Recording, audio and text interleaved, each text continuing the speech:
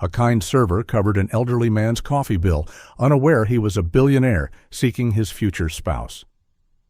The city center cafe was lively in the morning as rain tapped on the big windows, making the city view outside hazy. The strong smell of fresh coffee mixed with the odor of wet streets, making a cozy feeling for customers escaping the gloomy weather. Among the sound of cups and low talk, the door opened wide, letting a rush of cold air blow through the cafe. A man, around 50, walked in, his thin coat wet from rain, and his worn shoes leaving slight marks on the shiny floor. His graying hair was wet, sticking to his forehead, and his eyes showed a tiredness from difficulties faced. He walked to the counter uncertainly, his eyes quickly scanning the menu, then stopping on the young coffee maker at the till. In a voice just above a murmur, he asked for a plain black coffee. When the barista tallied the cost, the man put his hands in his pockets, his actions becoming more rushed as he looked for his wallet. His face lost color, and he gulped before talking, his voice showing shame. I apologize," he stuttered. "I seem to have forgotten my wallet at home. If it's okay, may I simply sit here for a bit until the rain stops?" The barista, a young man with a strong jaw and an even sharper way of speaking, folded his arms and gave a smug smile. "Listen, friend," he said loudly, getting the notice of close-by patrons. "This is not a refuge. We don't hand out free things to people who cannot pay. If you have no cash, you cannot remain." The man's face turned a deep red as he stepped back, his eyes quickly looking down. "I was not asking for a free beverage," he whispered, "just a spot to keep dry for a short while." A mocking laugh came from a close table where a group of neatly dressed customers watched the event. "Think of it," one of them scoffed. "Entering a cafe with no money and hoping to be waited on. Some people lack any modesty." Another joined in, their voice full of scorn. "Life must be hard if poor people now wish to be cafe experts." The man's shoulders drooped as he faced the door, the heavy feeling of disgrace pushing down on him. From the other side of the room, Emma, a 29-year-old server with reddish-brown hair tied back loosely, watched what was happening. Her light brown eyes, normally kind and welcoming, now showed strong anger. Holding a tray full of empty cups and dishes, she moved through the busy cafe towards the counter. Putting the tray down with a firm noise, she reached into her simple uniform's pocket and took out a $5 bill, putting it strongly on the counter. "That is sufficient," she said, her voice even and plain, breaking through the quiet talks that had started to go around. The barista's smug look changed as he stared at her. "Emma, why are you doing this?" he sneered. "You don't need to pay for this person. He can't just come in here and expect free favors." Emma's eyes moved across the customers gathered, her face showing no change. "I am paying for his coffee," she said, not from sympathy, but because I understand how it feels to be judged for lacking resources. A scornful laugh burst from the room's corner. "How admirable!" a man mocked. "A server acting like a rescuer. Perhaps you are wishing for a gratuity from him afterward." Emma turned to look at the room, her stance straight and her voice strong with belief. "Goodness is not a trade," she stated. "It does not make us less to show mercy, but putting others down. That truly shows pettiness." The cafe became quiet, the earlier hints of ridicule swapped for a clear feeling of self-thought. Emma turned to the man again, giving him a soft smile. "Please take a chair," she asked. "I will bring your coffee soon. Do not let others' unkind words set your value." The man looked back at her, his eyes shining with tears not yet fallen. He nodded thankfully and found a seat near the window where the rain kept falling down the glass. As Emma made his coffee, the mood in the cafe gently changed. Customers avoided looking at her, their previous joy now replaced with quiet thought.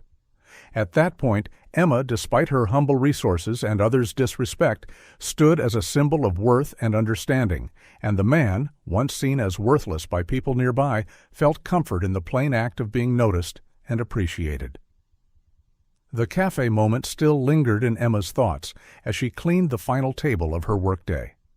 No one had spoken to her face-to-face since, but the looks, the quiet talks, and the quietness stayed in the air like fog. The next day, her boss Brian asked her into his office. The small space smelled of burned coffee and cleaning liquid. "Shut the door," he stated. Emma did as told. Brian folded his arms. "This is a company, Emma, not your aid work." She kept silent. "You do not get to choose who receives free items," he went on. "If you wish to act like a saint, do it on your own time." "I covered the cost," she said quietly. "That is not the main issue," he barked. "You shamed your colleague and caused patrons discomfort." Emma met his gaze. "No, he shamed himself." "Do not challenge me," Brian stated sternly. "You are here to help, not to preach." A moment of quiet. "May I leave?" she inquired. "Depart and recall your standing." In the kitchen, Marcy and Josh were near the sink. They became silent when she entered. As she walked by, Marcy mumbled just loudly enough, "It must be pleasant, seeming honorable, when you still share rent with your younger sister." Josh laughed lightly. "I bet she believed the man was a hidden rich person." Emma spoke nothing. She took her coat, clocked out, and walked into the light rain outdoors. The air had the scent of damp street and urban smog. She did not hurry. The flat she shared with Lily was small, a single bedroom with flaking paint and a windy window. Lily lay curled up on the sofa, trembling beneath a cover. "Hello," Emma murmured, gently touching her sister's brow. "You are tardy," Lily whispered softly. Emma grinned, was held up by the rain. She warmed up cold oatmeal, put in a tiny bit of salt, and gave it to her sister. Then she checked her purse. $3, a single Metro token, a dim picture of their mother. She gazed at the cash, folded it gently, and put it back inside. No sorrow, not for the coffee, not for anything at all. After Lily gently fell asleep, Emma sat by the window, observing the rain run down the glass. Her image gazed back, weary, pale, yet with a calm power still shining within. Her mind went back to perhaps 15 years prior, when their mother fell down in a street market. People had walked by without pausing. All except one, an elderly woman in a mended skirt, had knelt next to them, giving water, and putting a scarf around Emma's shoulders. Emma never learned her name, but she recalled her goodness. That instant became a pledge. So when she saw that man in the cafe, soaked, embarrassed, unseen, there was no choice to be made. She performed what had to be done. The opinion did not matter. She was important that evening.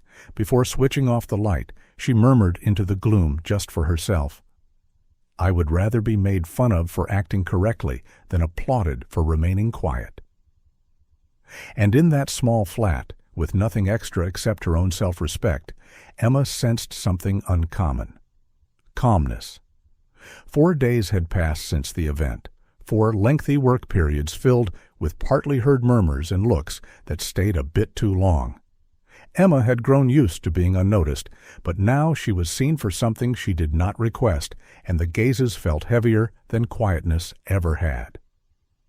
That morning the cafe buzzed as always, cups rattling, steam escaping, casual chatter.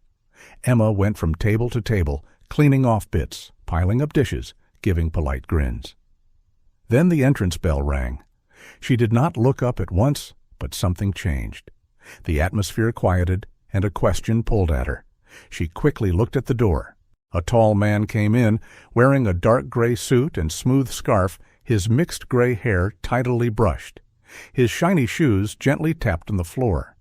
He seemed like a man who should be in a fancy skyscraper, not this simple cafe. But there was something clear in his eyes. Emma stopped still. He did not go to the counter. He walked to the window table, the exact spot where a wet, shamed man had sat before, and took it silently. Emma held the rag in her hand tightly. Her heart pounded. She moved closer with a menu, uncertain if she should pretend not to know or to say the truth out loud. Before she could speak, he lifted his head. "I am not here to make a request," he stated. Emma stopped.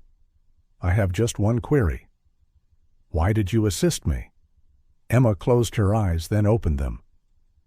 I simply could not see it occur." "You did not know me.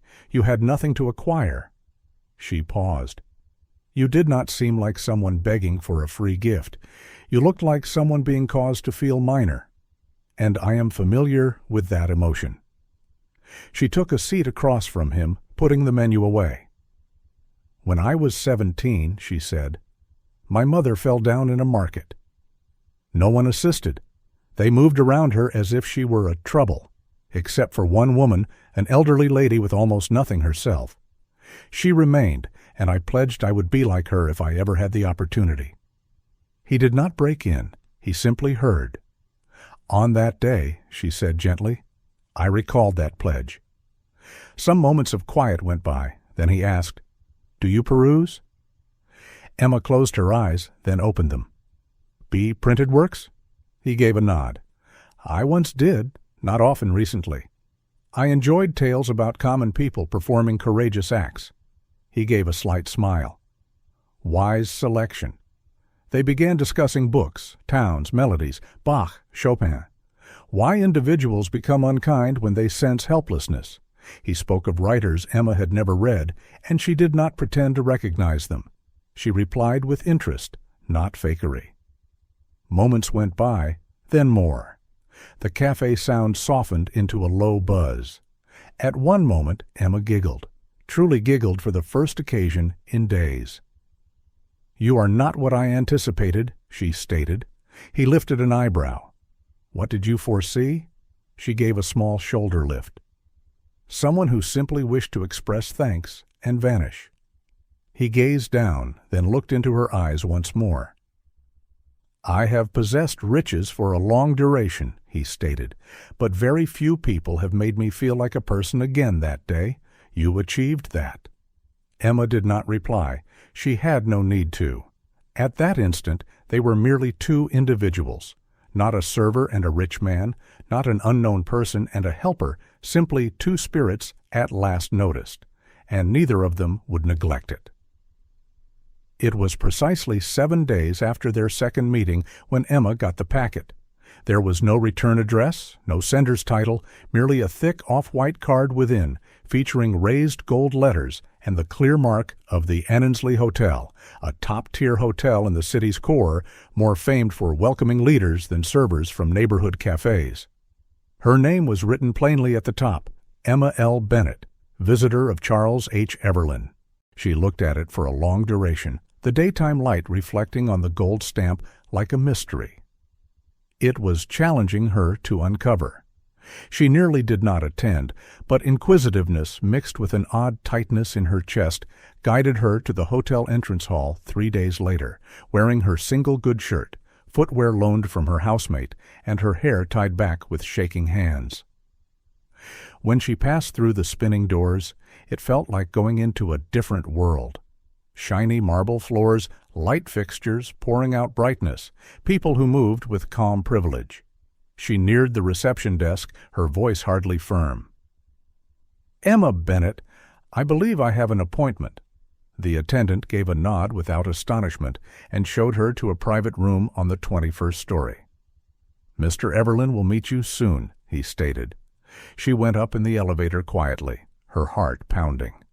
The sitting area was peaceful, luxurious, dark leather seats, gentle jazz playing from unseen speakers, and a sight that looked over the city view like a royal chamber in the sky. She stood by the window, not knowing if she fit anywhere near this sort of world, until the door behind her swung open. She spun around. It was Charles, but not the man from the coffee shop, not even the dressed-up person from recent days. This Charles carried an air of importance, like a custom-made suit. Accompanied by 2 helpers who paused briefly at the entrance, he came in with a type of power that did not ask for notice. It merely existed. "Emma," he stated, his voice calm, deep, I appreciate your arrival." She attempted to grin, but her words stuck. "This is not exactly a coffee place." He pointed towards the table by the window, already laid out with tea, fruit, and an untouched coffee. "Kindly," he stated, "be seated." She listened, still uncertain if she was being shown respect or examined. He sat opposite her, clasping his hands. "I wish to inform you face to face," he started, "because anything else would seem insincere." She paused. "My identity," he stated, "is Charles H. Everlyn. I am the creator of Everlyn Holdings. We conduct business in 12 nations, mainly in foundational works and community benefit investments." Emma closed her eyes, then opened them. She parted her lips, but uttered nothing. "I was not acting as another person," he quickly noted. "But that morning at the cafe, I wore simple clothes. Indeed, I purposefully did not carry my wallet. I had to learn what others would notice when there was zero to obtain." Emma gazed at the tea before her as though it might give understanding. "My spouse died 15 years prior," he went on, his voice softer now. "Illness, unexpected. We never had kids. After she passed, I quit trusting others, quit thinking goodwill was true. I started journeying unknown, visiting cities, towns, not only to see the globe, but to see who still lived with spirit within it." He faced her straight. "That day, I discovered someone." Emma's neck felt constricted. She did not know if she felt respected or terrified. "You planned this for me?" she asked, her voice trembling somewhat. "No," he stated softly. "I did not come to you. I did not request anything. I simply observed." "And you decided." She moved her head slowly from side to side. "I am unsure whether to feel thankful or controlled." He gave a nod. "I comprehend that. I truly do." Emma stood up suddenly, her chair rubbing gently on the carpet. "So what occurs next?" she inquired. "You inform me I cleared your small ethical challenge, and then what? You issue me a payment? Provide me work? A vehicle?" Charles did not react. "I present you with nothing unless you decide to listen to me fully." Emma's breathing was unsteady, her feelings a mix of opposites: surprise, insult, interest, wonder. He also stood, moved to the window, his hands held behind his back. "I was not evaluating you, Emma," he repeated. "I was seeking something I believed the world had forgotten, and perhaps someone to recall for me what it meant to be observed, not as a very rich person, not as a weight, simply as a human." She observed him quietly. "I do not wish to purchase your thanks," he included. "But I would like to learn. Would you share a coffee with me once more? No hopes, no fake behaviors." Emma gazed at him, not at the custom suit, the lavish room, the city view, but at his eyes. The identical eyes that had looked down, moist with disgrace, gripping a torn coat and requesting to remain dry. The person before her was the identical man from the cafe, and somehow that held more importance than anything else. She released a gentle sigh. "I do not know what this entails," she whispered, "or what you imagine it might become, but I know my own identity." Charles faced her, something unsaid in his look. "And who is that individual?" he inquired. She grinned. "Tiny, silent, truthful. A person who did not act to be seen, and a person who is not scared to depart if that is all this becomes." He gave a nod, the edges of his lips rising. "That is what sets you apart." And for the initial time, Emma understood this was not an examination. It was a request, not into riches, but into something much more unusual, being noticed and being thought of. Not for whom you charm, but for whom you pick to be when no one observes. Emma did not expect to get in touch with Charles again. She thought maybe their last talk at the hotel had marked the end of something odd, dreamlike, a time outside her usual existence. A pain she had glanced through but would never be permitted to go past. But the very following afternoon another packet came. No gold-raised patterns this occasion, just her name penned in neat handwriting. Inside was a brief message written in the same firm hand. "Emma, I am journeying to Montreal next week. I go every year. It is calmer there, tranquil. I would like you to join. Not for work, not for strict rules. Merely companionship, simply discussion. No hopes, only a true request. Charles. A two-way train pass was placed within. She kept it in her hand for a lengthy period. Later that evening, in the tight kitchen of their tiny flat, Emma gazed at the rice bubbling on the cooker while her younger sibling Lily sat wrapped on the sofa, gently coughing between drinks of tea. "You are silent," Lily stated. Emma gave a slight grin. "That is uncommon, yes?" Lily leaned her head. "Are you pondering him?" Emma gave a nod. She informed Lily all about the request, the pass, the feeling it gave her as if an entry had appeared, one she had not been brave enough to approach earlier. "I am not certain I fit in his realm," she stated. "What if I shame myself? What if it alters how I view myself or how he views me?" Lily observed her for an instant. Then she spoke something Emma never unremembered. "You have spent your entire life creating room for others. Perhaps it is time you see what room appears like when someone creates it for you." That evening, Emma could not rest. She lay alert, hearing the rain hitting the window glass, the noise of urban buses buzzing below, the gentle clicking of the ancient clock on the wall. She considered the cafe, how people had giggled, sneered, criticized. She thought of Charles's eyes, modest, seeking, personal. And she recalled her mother who often said, "Do not await for life to approach you. Sometimes you must go locate it yourself." By dawn, her choice was firm. She packed sparingly, one bag, a well-used diary, 2 sets of garments, and the book she had been too weary to complete for several months. She left Lily a message on the refrigerator with food money and an embrace that stayed longer than normal. At the railway station, she stood on the track with her heart held somewhere between doubt and optimism. When the train arrived and the entries opened with a gentle whisper, she moved ahead, not into lavishness, not into a dream, but into the undiscovered. Charles was expecting in the carriage. No protectors, no grand show, simply him, seated near the window, a book on his knees, and 2 beverages on the surface. He lifted his gaze when she came in and grinned. Not the rehearsed grin of a man accustomed to being waited on, but something kinder, something true. "I did not believe you would arrive," he stated. Emma took a seat opposite him, placing her luggage softly near her feet. "I did not imagine I would either," she answered. "But then I recalled, the world does not transform unless you enter it." He nodded ponderously. "I am not providing anything," he stated. "No pledges, no roots covered in wealth. I simply believed perhaps it is time I ceased journeying by myself."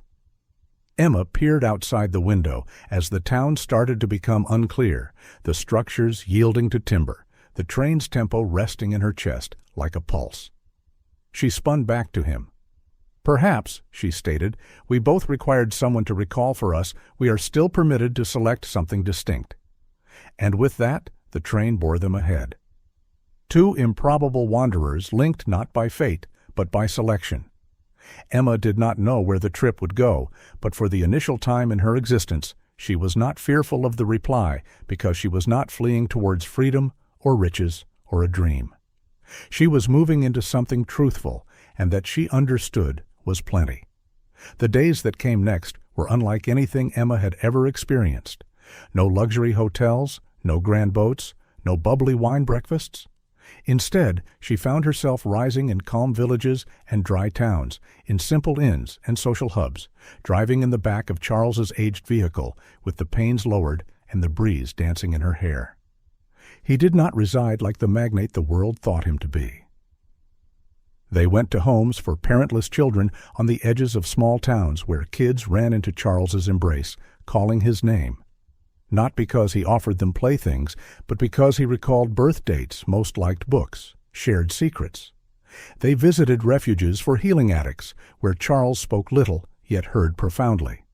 They rested on verandas of houses partly built by hands he had sponsored, but never identified, eating broth made by folks who had no clue the person facing them possessed half the city view. Emma observed all of this with silent wonder. He never made himself known, never looked for compliments. She queried him once while arranging containers at a local food bank in Vermont. "Why do you not inform people of your identity?" He gave a slight shoulder lift. "Because they would cease speaking to me as if I am human."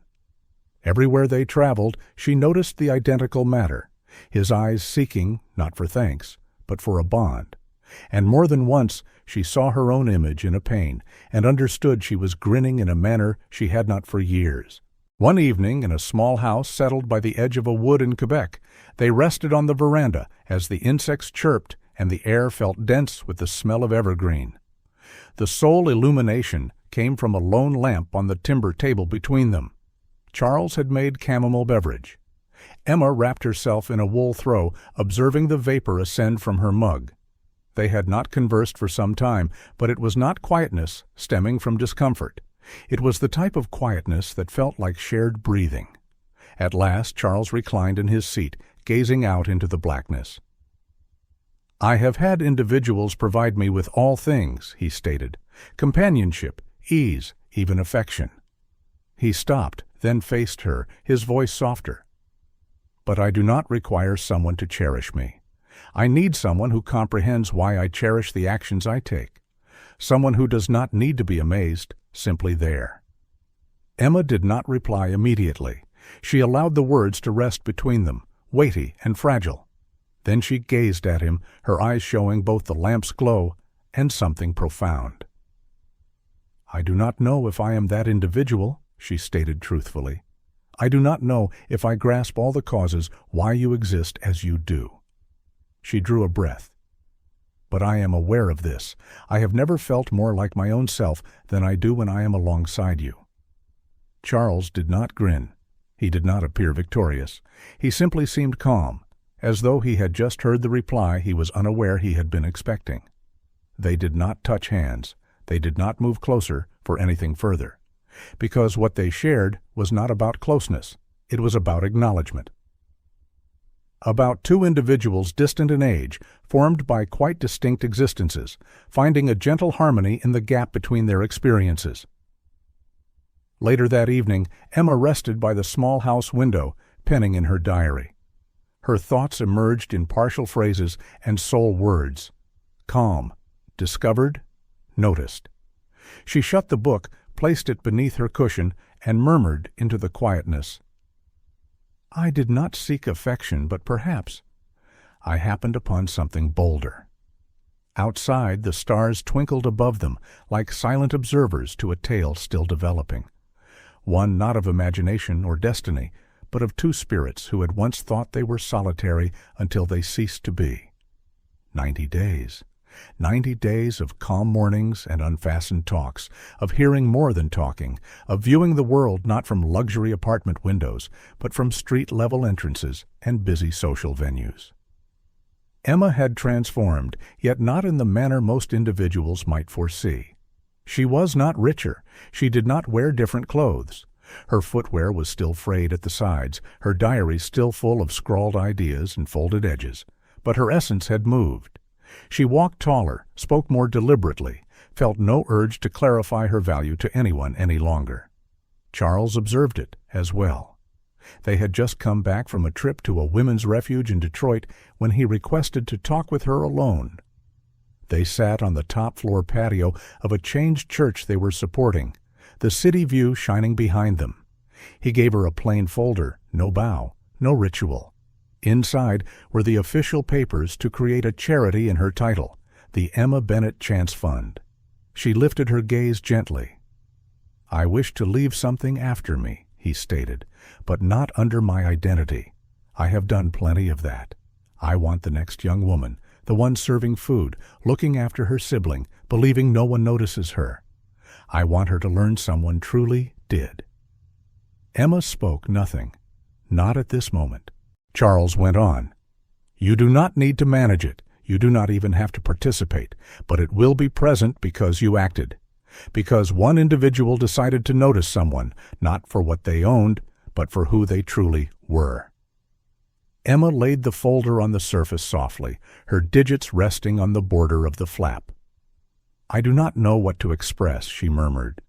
Charles grinned. "You do not need to say a single thing." But she did indeed. She drew a deep breath, firm and certain. "I am humbled," she stated, "more than I can utter. But if it is acceptable, I would like to attempt something different."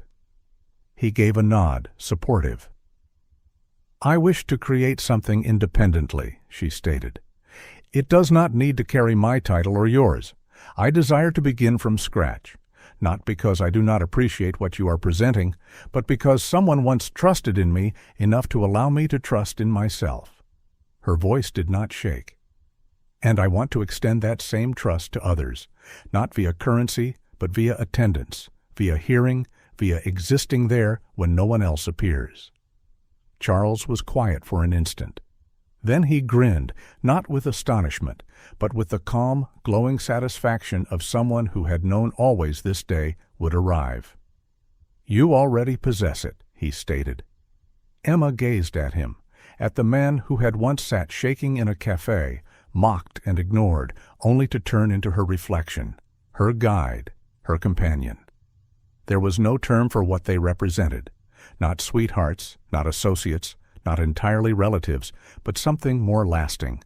A type of spirit connection, a joint reality that needed no clear meaning. He stretched across the table and softly pressed her hand. "Regardless of what you perform," he stated gently, "I will support you forever." She gave a nod, her eyes shining. And at that instant, nothing further had to be uttered. Their tale had never concerned great statements. It was formed on calm decisions, enduring faith, and the bravery to let each other depart. Not from sadness, but from reliance. They remained there until the sun went under the skyline, making long golden shades over the town.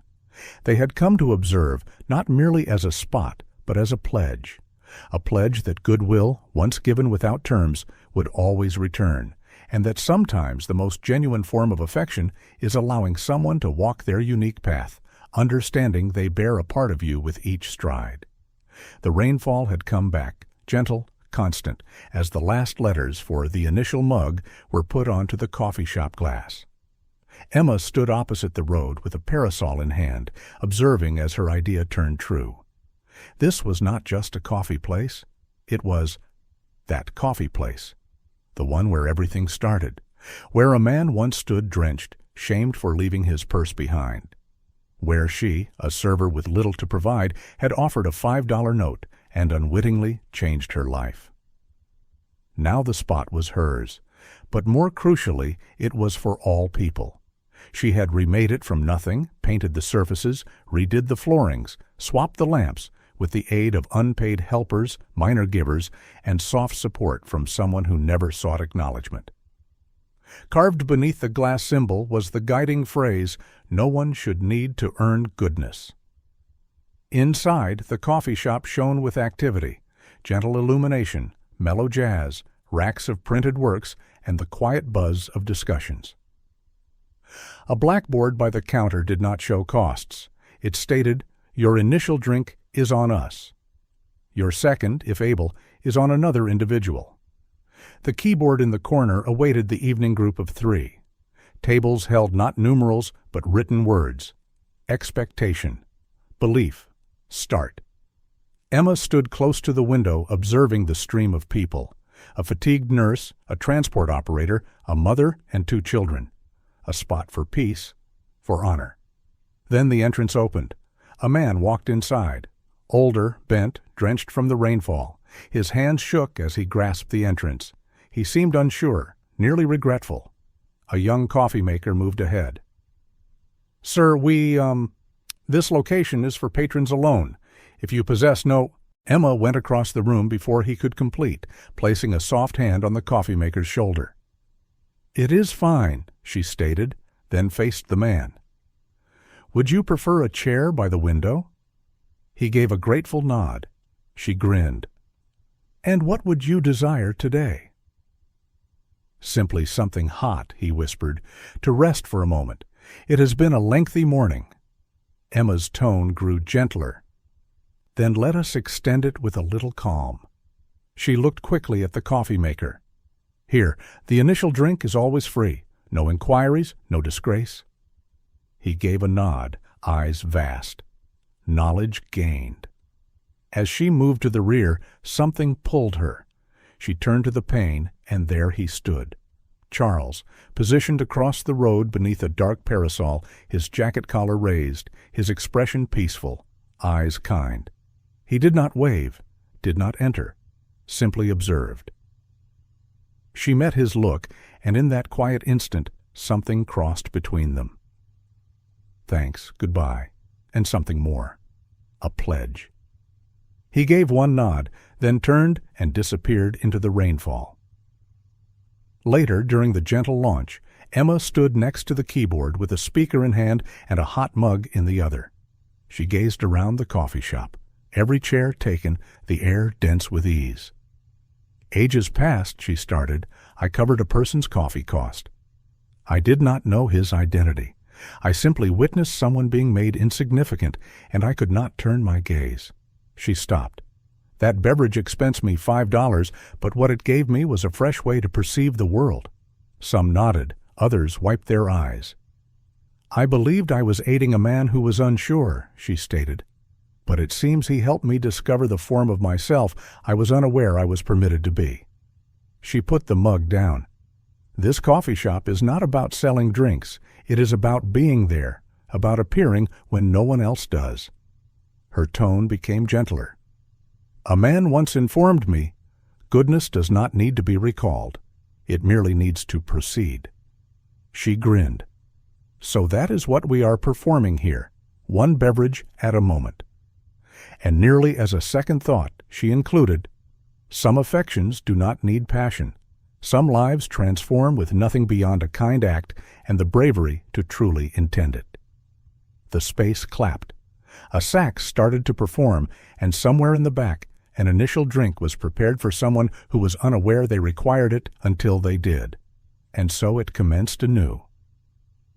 This deep journey started with a lone deed of goodwill and developed into something much grander than either of them ever anticipated. Emma did not require a wonder. She did not pursue riches or ranks. All she performed was decide to care on a wet morning when no one else would. And sometimes that is all it needs to alter not simply one life, but two.